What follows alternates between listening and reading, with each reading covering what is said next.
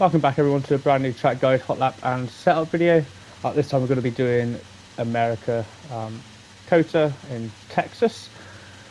So let's get into it. Final corner, you want to be looking at the bollard on the left, the pit entry.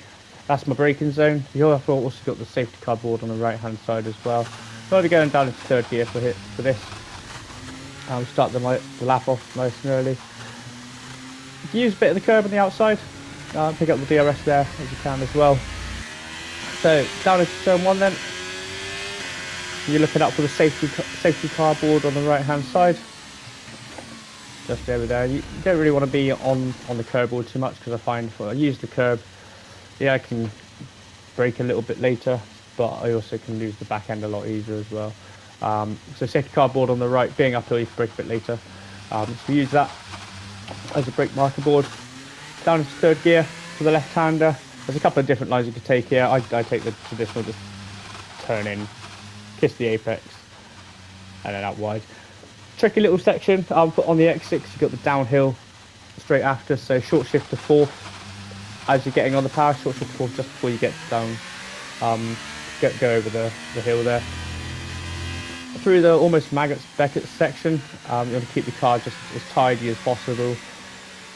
And the line of least resistance, so use all the curb as you can. This is completely flat through here as well, maybe a slight lift if you need to, and then flat through here. Down into six, maybe a slight lift just under the Pirelli board there, and as you come around the corner, you're more or less immediately braking. You want to be looking out for the end of the curb on the left hand side. We're going to be going down into fourth gear. Light braking, just throw the car in, and then back over to the left immediately again. Third or fourth gear through this next right-hander, but you want to try and take as much of it as possible to open up the left-hand side, the next left, because it's immediately after. Again, tricky little throttle balancing needed through here. You can get on the power nice and early once you're out of the corner. Don't worry about the turn on the left, just drive over it, just don't get invalidated. And then down into the first hairpin, the hairpin before the back straight. It's important to get a good exit out of here because obviously it's the longest straight on the track. But you're braking quite late.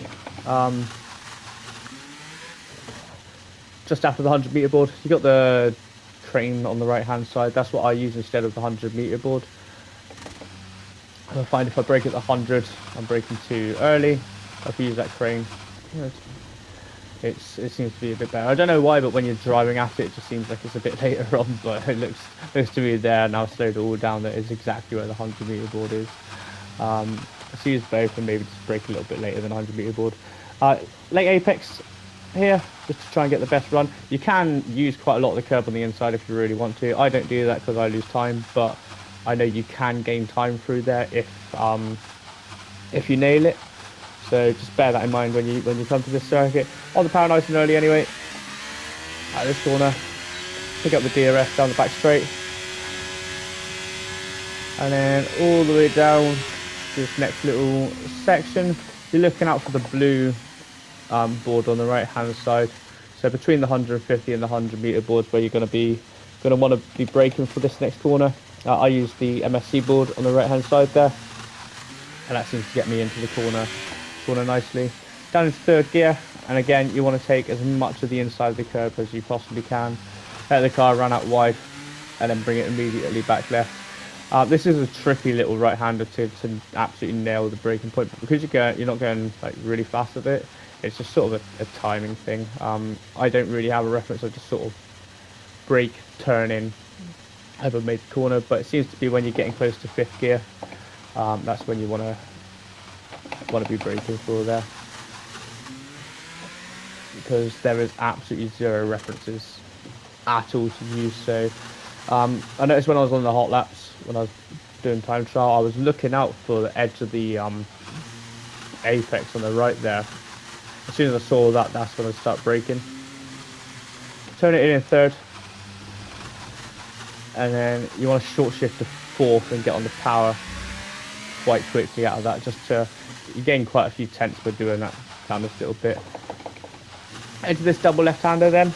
I have missed the braking point already. That's how short it is. On the inside here, on the left-hand side, you've got the start of the curb. That's where you want to be braking.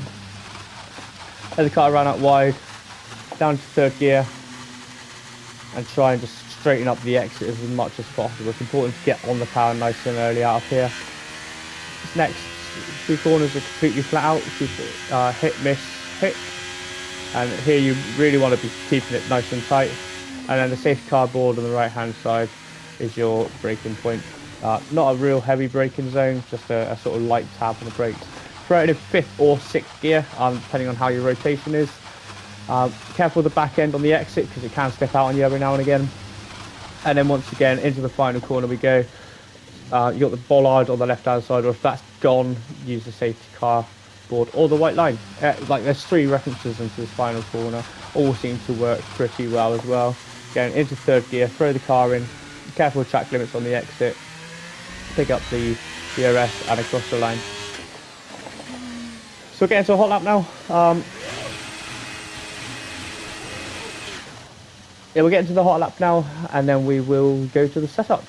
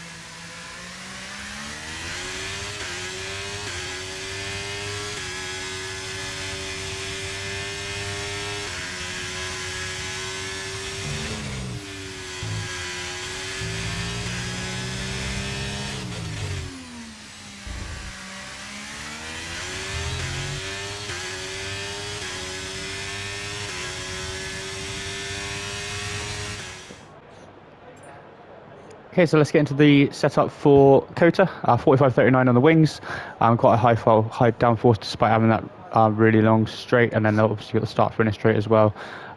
This gives you the best overall balance throughout the corners. A lot of high speed corners that you need, so the downforce for that really helps, especially through the S's in sector 1 and the last part of the circuit as well. 5550 on the diff. Minus 2.7, minus 1 on the camber, and then front toe 0.04, 0.14. Seems to help a lot with tyre life, that. If you really want, move that all the way up to the right, and then move this down 1 click as well. Suspension 28.8. It's quite a bit of a soft rear suspension there. Anti-roll bar 6.1, and then ride height 33.36. Brake pressure 100% as always. Brake bias 55% is what I prefer here. You can run 54 quite easily, but in the race you'll probably be looking at 55, 56. And then tyre pressures 22.5 on the fronts and 20.3 in the rears. For a race situation, you're going to be looking at minimum here. Hope this helps. Sorry, it's been a long time since my last upload, but enjoy, guys. Take care.